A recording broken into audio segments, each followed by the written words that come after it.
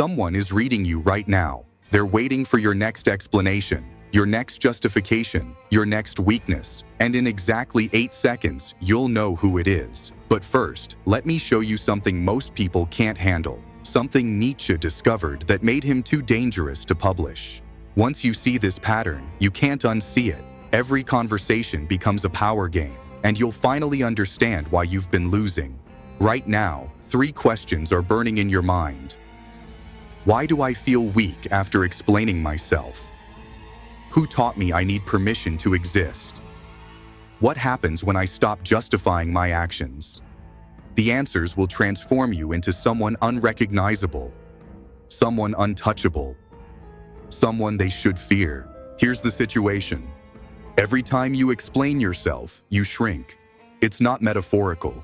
It's psychological law.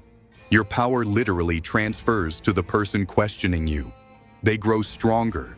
You grow weaker. And they've been feeding on your explanations your entire life. If you ignore this, you'll spend the rest of your life as someone else's psychological food source. A validation vampire's favorite meal. The person everyone comes to when they need to feel powerful. But stick around, and in the next few minutes, you'll discover 5 tactical methods that transform you from prey to predator, from readable to untouchable, from someone who needs approval to someone who commands respect through silence alone.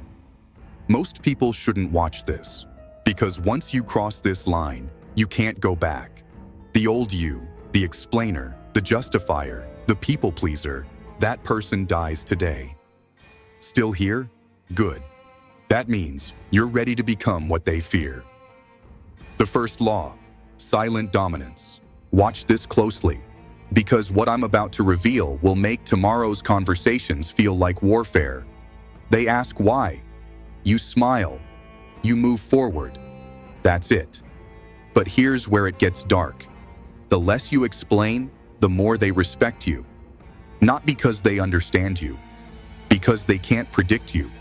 Think about it. Who never explains themselves? The boss who cuts your hours, the parent who sets rules, the friend who cancels plans. They just do. And you accept it. Now think about who always explains. The employee begging for time off. The child negotiating bedtime. You. Every single day. You. Nietzsche called this the will to power. Not the will to be understood. The will to power. Someone used this on you last week. Remember that conversation where they just didn't explain?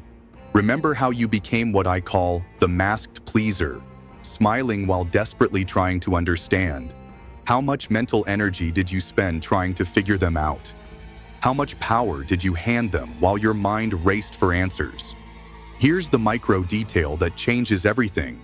Next time someone asks, why? Pause for exactly 3 seconds. Don't fill the silence. Watch their face at second 2. That micro expression of discomfort. That's your power growing. At second 3, tilt your head slightly left, just 10 degrees. Then give your answer, or don't. That's about to be you. But first, you need to understand why this feels so wrong. Your entire life, they programmed you to justify. Good children explain, good employees report, good partners communicate. But what if good is just another word for controllable? When you make a decision without justification, something fascinating happens. Watch their face next time. That micro expression of confusion, that's your power growing. Their mind starts racing. They create 10 different explanations. Each one gives you more power than the truth ever could. Here's your first test. Comment silent if you're going to practice the 3-second pause before answering anyone tomorrow. Just 3 seconds. Watch how the dynamic shifts. Watch how they lean in instead of lean back. But I'm about to show you something that will change how you see every conversation for the rest of your life. Method 2. The strategic ghost. This is where most people get scared, because I'm about to teach you how to become psychologically invisible, how to disappear while standing right in front of them. They text, "Why didn't you come to the party?" Old you types paragraphs, explains about traffic, tiredness, other commitments. New you read it. You wait. You do nothing. Here's the psychological principle. Every non-response forces them to fill the void, and what they fill it with reveals everything about their intentions. 3 hours pass. They text again. Are you mad at me? 4 hours. Did I do something wrong? 6 hours. Please, just tell me what's happening. You've done nothing, yet you've gained everything. They've shown their hand, their insecurity, their need for your validation, their fear of your judgment.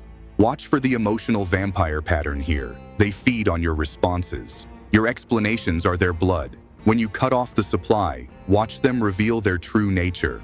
But here's what Nietzsche never told you, and this is why most people can't handle this level of truth. The strategic ghost doesn't just withhold responses. They withhold their presence selectively.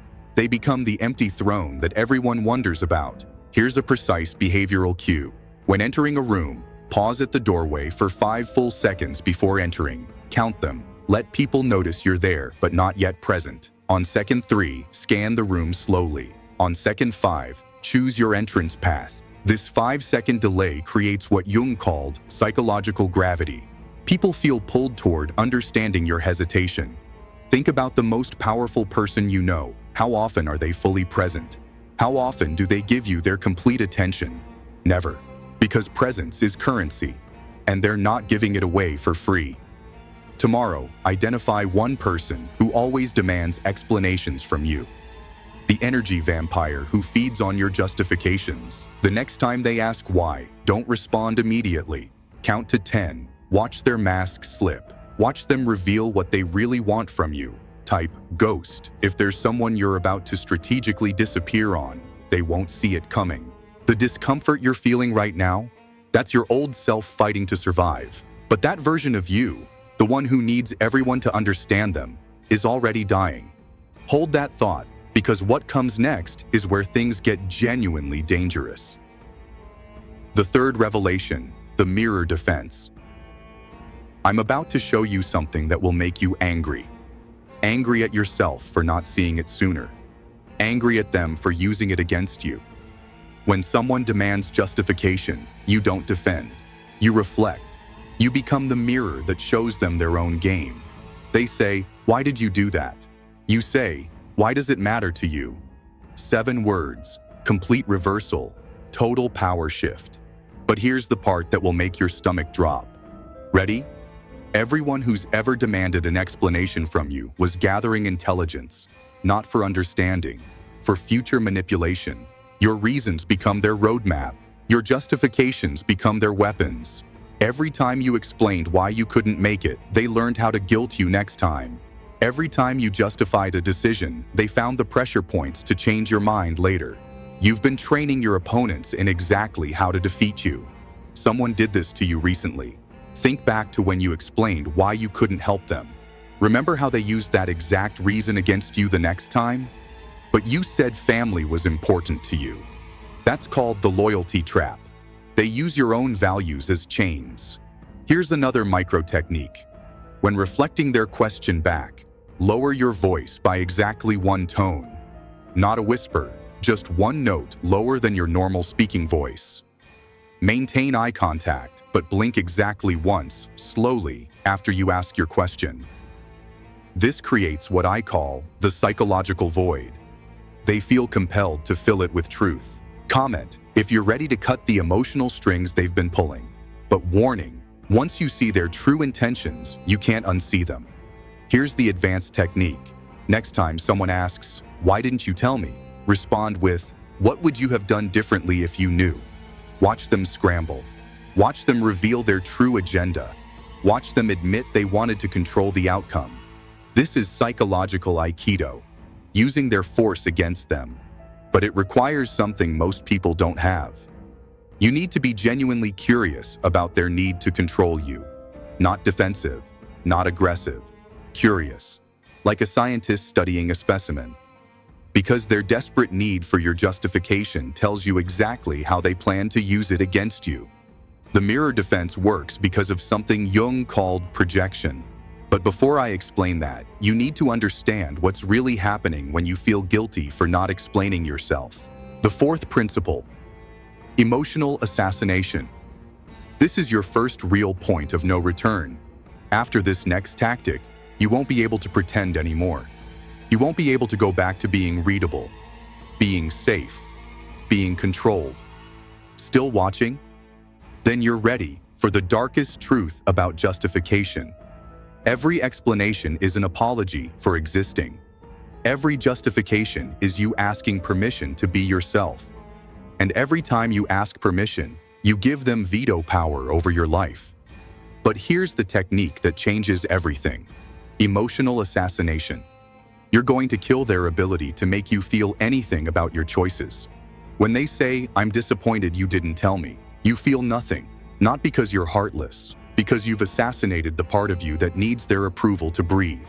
The old you would spiral, explain, apologize, justify. The new you observe their disappointment like weather. It exists. It passes. It has nothing to do with your worth. Watch for the fragile genius pattern. Someone who uses their sensitivity as a weapon. You know how anxious I get when you don't tell me things. They're not fragile. They're strategic.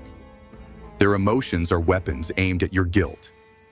Here's the physical practice. When someone expresses disappointment, touch your sternum lightly with 2 fingers. Just a gentle tap. This anchors you to your center, not their emotions. While maintaining eye contact, take 1 breath through your nose. On the exhale, let your shoulders drop exactly 1 inch. This micro movement signals to your nervous system. Their emotions are not your emergency. Here's how you practice. For the next 7 days, every time someone expresses disappointment about your choices, say these words internally. Your feelings about my decisions are not my responsibility. Don't say it out loud. That's still engaging. Say it internally while maintaining eye contact. Watch what happens to your body. The tension releases. The guilt evaporates. You become untouchable. Comment free if you just gave yourself permission to disappoint people who need you weak. But here's what makes this so powerful and so dangerous. When you stop responding to emotional manipulation, manipulators escalate. They'll call you cold, selfish, changed. They'll say, "You're not the person I used to know." They're right, you're not. That person is dead. You killed them. And what remains is someone who doesn't need their approval to exist. That feeling in your chest right now? That's either excitement or terror. If it's excitement, you're ready for the final transformation. If it's terror, well, I warned you, most people can't handle this. The 5th mastery, sovereign reality. You've made it further than 97% who started watching. This is where you become what Nietzsche called the sovereign individual. Someone who doesn't justify, because justification implies someone else has authority over your choices. But first, let me tell you what happens to people who reach this level. They lose friends. The weak ones who fed on their explanations. They lose family members' approval. The ones who needed them controllable. They lose romantic partners. The ones who mistook justification for intimacy. But here's what they gain. Themselves. Fully. Completely. Unapologetically. The sovereign principle states, your decision is the explanation. The fact that you chose it makes it valid. Not because you're always right, but because you take full responsibility without needing external validation. When you embody sovereignty, your presence changes. You don't walk into rooms seeking approval. You walk in as someone who's already decided their worth. And that worth doesn't fluctuate based on others' opinions. Here's the ultimate behavioral shift. Before entering any space, pause outside for exactly 3 seconds. During second 1, decide who you're going to be in that room. During second 2, feel that identity in your body. During second 3, let that energy precede you, then enter. Not as someone hoping to be accepted, but as someone who's already complete. Watch what happens when you say, "I've decided to..." Full stop. No because, no reasoning. just the sovereign declaration of your will. They'll push. But why? You'll smile. Because I've decided. They'll demand. That's not an answer. You'll know. It's the only answer you need. This isn't arrogance. It's architecture. You're building an impenetrable fortress around your power. And explanations? Those are the gates you're about to weld shut. You're becoming what I call the untouchable ghost. Present but unreachable. Visible but unreadable. Engaged but never exposed. Here's your final assignment. Comment, sovereign, if you're done explaining yourself to people who never deserved your reasons in the first place. But I need to warn you about something Nietzsche didn't mention. When you reach true sovereignty, you become alone in a way most people never experience. Not lonely, alone, complete, self-contained. A psychological fortress that needs no validation from the outside world. Some people can't handle this level of independence. They need the tribe's approval like they need oxygen. If that's you, close this video now. Go back to explaining. Go back to shrinking. Go back to being controlled. But if you're still here, if that aloneness sounds like freedom, then you're ready for the final transformation. That feeling in your chest right now, that's your old self dying.